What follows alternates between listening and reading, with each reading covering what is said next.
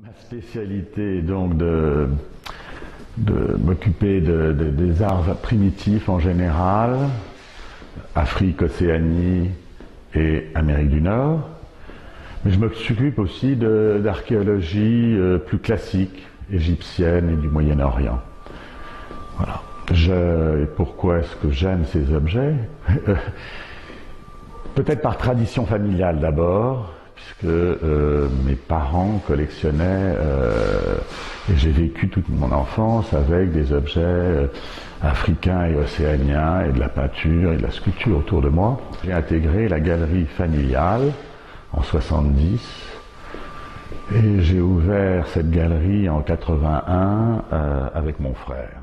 Je crois que l'intérêt pour ces arts a commencé très tôt. Il a commencé au XVIe siècle avec les cabinets de curiosité des Médicis, en France de nos rois, et puis beaucoup plus tard, au XIXe siècle, début de la colonisation, et les artistes, et en particulier Derain, Picasso, Vlaminck, en France, je parle de la France, mais aussi en Allemagne, se sont passionnés pour les arts primitifs.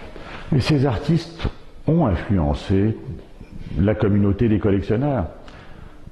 Les premiers objets d'art africain qui étaient vendus en général par des galeries de peinture.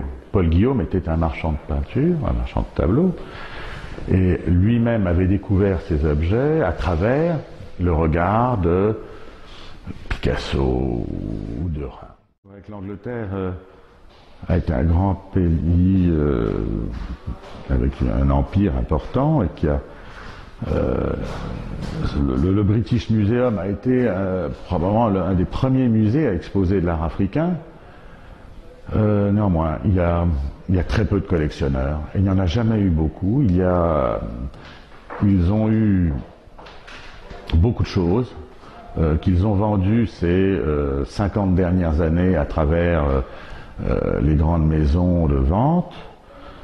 Ils ont vendu leur passé colonial quelque part et ont alimenté le marché continental, français et américain aussi, français, allemand, belge et américain.